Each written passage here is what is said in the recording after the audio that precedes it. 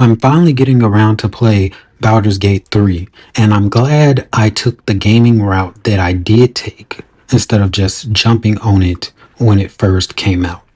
And I say that because I'm not as excited as I thought I was going to be, and I'm going to explain why later in the video. Also, I am going to talk about the state of Aetherbound and the new changes that have been made. So first, I'm going to start off with why I like BG3. So far, I only played about 4 or so hours. I love the characters. Astarion, Liazel, Gale, Shadowheart, Will, Karlach. They're all good. I haven't met Karlach yet, but I watched their little introductions, and so far, Liazel is more violent than I thought they made her from just watching the videos over Baldur's Gate 3. And at first, since I am playing Will because I want to get as much of the origin characters as possible stories, that's why I'm playing an all origin party, and then next playthrough, then I'll play the Dark Urge and whatever.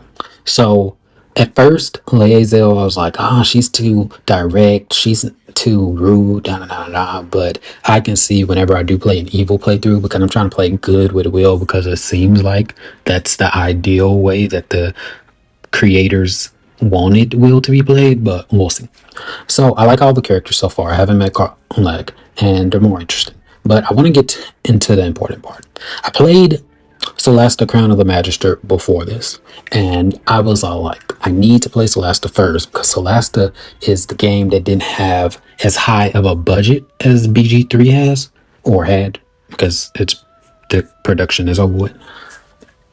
And Celeste, in terms of UI, I think is simpler and better than BG3. You can let me know what you think in the comments. Maybe I'm crazy. I don't know.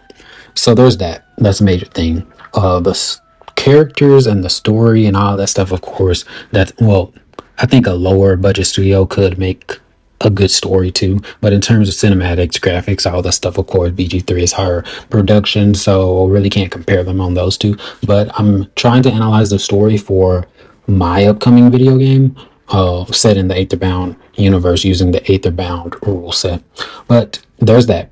And then there's another thing. Right before this, I've been playing XCOM 2. And XCOM 2 is just so interesting, so fun. And it has that one more turn feeling, kind of like when you play Civilization or Age of Wonders. That, okay, I'm going to finish right after this part, and then you finish the part, and then something else comes up, and then you're like, okay, let me just set up for the next playthrough day. I didn't get that feeling initially with BG3, and then I started playing the story and stuff like that, and then I was like, okay, I'm close to leveling up, so let me level up first, and then I'll stop for today. But then I leveled up, and then I got a quest, and I was like, okay, let me just get to the starting quest area and stuff like that. I only play like 4 hours or so. I'm going to play some more in between now and the next video. So probably it's just the slower start. Maybe that's the issue. With XCOM 2, you just ride in action. Snap, you're in there. So I'm going to use that thought. I'm trying to figure out how am I going to bring it into this video game. I don't think it can be done in this type of, well, I don't want to say that. That's defeationist. I don't think that's a word. There's a word for this that's like giving up. And I don't believe in giving up. I think that it's possible to get straight into the action, because initially you're escaping an unalloyed ship and stuff like that, but it's not like, probably because I already watched the videos or whatever, so I knew what was going on, so I wasn't like, engrossed into it and stuff like that. But we'll see. Maybe a time limit for sure. I think that's what it's missing, because XCOM 2 has time limits related to things, and okay, you have to do this now, you don't have that much time. I'll think about it in the first game. I'm not going to give too much about it right now, because it's still in the works and production won't start until later this year. So there's that.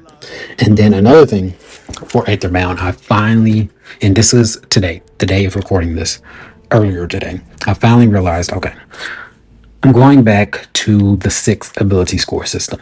I was looking at DC 20. I liked how he combined strength and constitution into might. It simplified things, understandable, but then going back to things, as I was developing the system more, it was all like, so many things I needed constitution different. because things in the back of my mind were telling me, hey, a person can be strong, but easily succumb to poison. Just because they're physically strong does not mean they're more resistant to those type of things. And another thing, I need to get back into reading this Infinite Dendrogram. It's a book series, a light novel series. The anime, they didn't capture the anime could have done so well. They should have slowed it down. You won't hear me say this much about a lot of anime, but they should have slowed it down, followed the books and stuff like that, and probably could have been a hit. I think it could have been a hit like Solo Leveling. The light novel is that good. It's like a page turner. And when I say page turner, I'm like a few books I can say are like page turners right off the rip. Game of Thrones took some time to get into, and then it eventually got there for the most part. I haven't read Solo Leveling. I haven't read Remonster, the one with the goblins and eating things and you gain their skills, but the show, just from watching the show, some of the fights they just glossed over and they could have slowed that down too. But anyway, in Infinite Gingergram, they have. Here's some back. I'll give you some backstory. Backstory is that, or the unique selling proposition is that it is a video game. That well, in the world, most people assume that Infinite Dendrogram is a video game. They have the full dive MMORPGs similar to Sword Art Online, stuff like that. But if you read it, this is not like spoilers so far. It like feels like real world. So each person, they're called masters in the world, and TNs are like the people native to that world. The masters, as in the players of the game, they get these things called embryos, and the embryos are unique creatures that evolve and develop depending on the master. So the device, similar to the nerve gear, reads their brain waves, memories, and stuff like that. And then I think it takes some time before the embryo evolves. The back of their, I think it's right hand or left hand. I don't think the hand really matters, but they get a crest, and that signifies that they're masters and stuff like that. So anyway, there are different type of embryos that can be spawned. So you have arms type embryos, which are essentially weapons and stuff like that. They can even replace organs. You have type castle, which are similar like fortresses. You have type cavalry. I think it's they call it cavalry, and cavalry can even be a tank, because I don't want to give too much spoilers, but one of the masters in the game has a tank. One of his embryos forms is a tank. And then you have type maiden. The main character has a type maiden. This is a rare embryo form, and masters with maiden embryos view Dendrogram as a real world. And then I could explain another one, but that's enough backstory.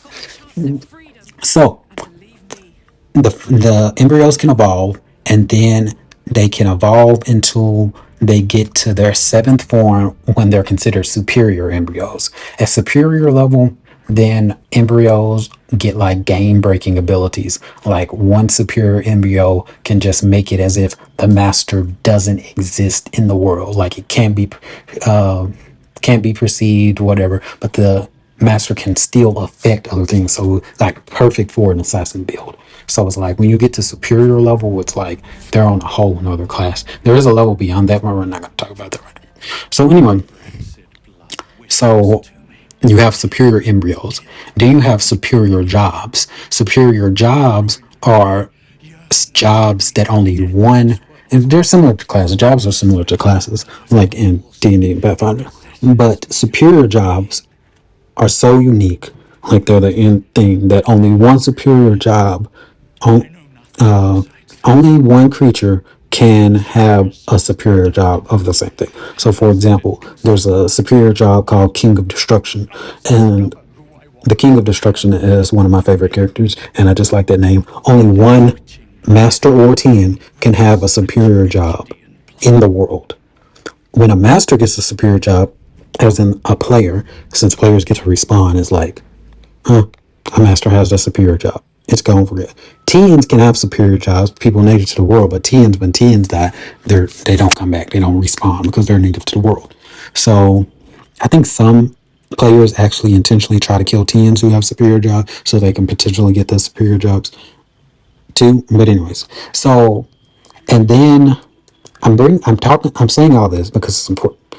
Because inside the world, there are some of the best players, the initial players, have different monikers in terms of like what they're best at. Like, and these they call Apex. It's like their moniker with getting the game because they have the greatest stat for their score. So there's the magical Apex in the game. Well, his superior job is the Earth, specializing in Earth abilities. But he gets the magical Apex because I think he achieved that because he has the most magic power, magic reserves. And I'm pretty sure, and the Apex thing, it doesn't matter what your superior job or what your superior MBO, as long as you're the top in a specific category. For example, another one of my favorites, top five, King of Beasts, is considered the physical Apex. All of the King of Beasts ability scores are the highest in the entire world. So that's why it gets the physical ability scores. And then there is I don't know what exactly they call them. I think they call them endurance. I don't think they call them the endurance aspect, but there is another person in the world. I haven't read that far in the book that they hinted at, and he has a title of Apex because he can just take the most damage. And the way they describe it is like he battled a creature in a volcano and won. So it's like either his endurance, hit points, resistances, or whatever was so high that he just didn't take damage from fighting in the volcano. So I was all like, okay, that idea just kept on popping in my head. Okay, we can have someone who is so good at defense that his individual damage doesn't have to be high at all. He can just sit there and just wait him out. Still do a little bit of damage, and the battle could last like days. And I'm thinking like, okay, you're a barbarian. You're resilient. You might not be the strongest barbarian out there. You might not be in the most damage, but you can take the most hits. And I feel like that's a valid strategy. So that's one of the big main reasons why I had to separate them. So even though I like DC20s, they used for reducing it for simplicity reasons and stuff like that. I felt like my game design goals is different from Alan, the dungeon coach, the person who created DC20, that I needed to keep the 6 ability scores because I need it to be believable, customizable, as realistic as possible, but streamlined for game purposes. In a video game, I can have more individual cogs because the numbers are being calculated behind the screen, but in a tabletop version, I have to streamline it without making it too video gamey in a sense. So that's where I'm at right now. And if you enjoyed this, leave a like button, and I should be making more videos more often because now I'm about to run a 2-person session. So it's me, well, 2 players. So they're going to be them, and then I'm going to be the DM. So I'm going to have to design encounters for 2 players. So that should be fun. So have a nice day. Thanks. Hit the like button.